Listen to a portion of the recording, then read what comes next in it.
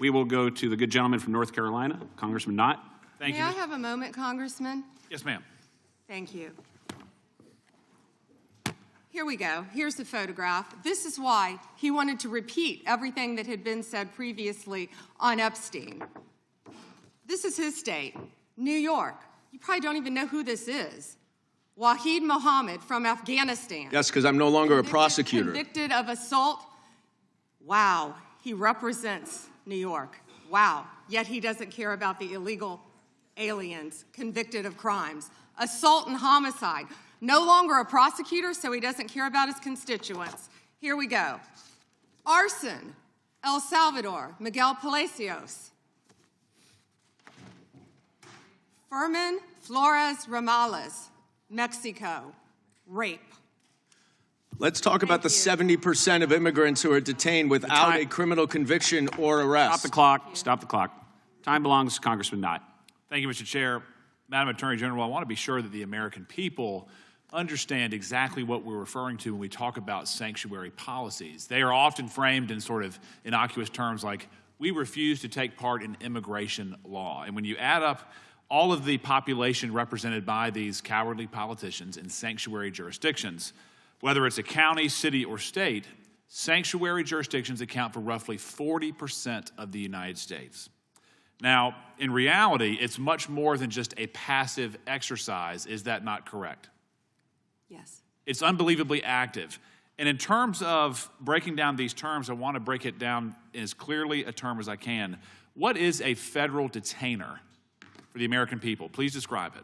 A federal detainer is when someone is held in federal custody. Yes. And when a federal detainer is issued to local law enforcement, they are obviously in local or state custody, correct? Yes. And federal officers take note of that apprehension, and they say, we want to come and apprehend him or her to deport them. Isn't that correct? Yes. And in these sanctuary jurisdictions, whether it's California, Illinois, New York, or other places, even in North Carolina, there are sanctuary jurisdictions.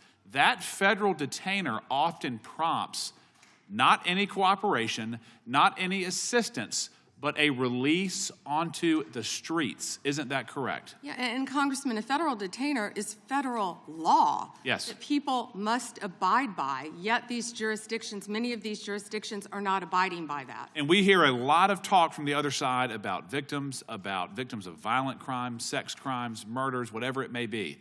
But I want to be very clear. Illegal aliens who have been arrested for committing some of the most heinous crimes, they have been released by sanctuary cities, by sanctuary states, rather than being turned over to the federal government for deportation. Isn't that correct? It is, and it's sad for all Americans that any jurisdiction would do that. These are some of the most violent criminals I think we've all seen. Yes.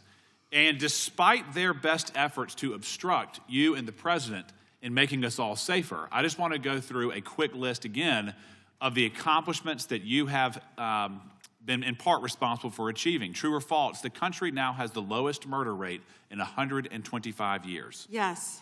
True or false, 62 major cities are now reporting rapid decline in murder rates. Yes. True or false, robberies are down nearly 20% over the last year. Yes. True or false, violent crime is down almost 15% over the past year. Yes. True or false, right here in Washington, D.C., violent crime is down almost 30% since President Trump took office. Yes, and the number may be even better than that, but yes. Good. Yes. True or false, the DEA has seized over 200,000 kilograms of cocaine since President Trump took office. I believe so, and 78,500 kilos of meth and more than 260,000 kilos of cocaine. Unbelievable. That's lives saved every day for all of us, for Absolutely. families, for children. And then true or false, the Department of Justice under your leadership has a 92% success rate at the Supreme Court? I believe so. Or ballpark. Ballpark. And then true or false, this administration is attacking the waste, fraud, and abuse that we have seen in places like Minnesota that is removing billions of hard-earned tax dollars from this country. Absolutely, and President Trump is committed to doing that in every city in this country.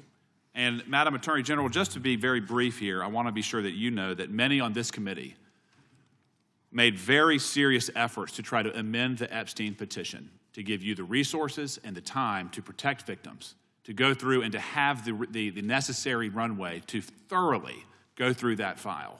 Unfortunately, those requests were met with refusal, and we were unable to make the necessary amendments. But thank you for being here today.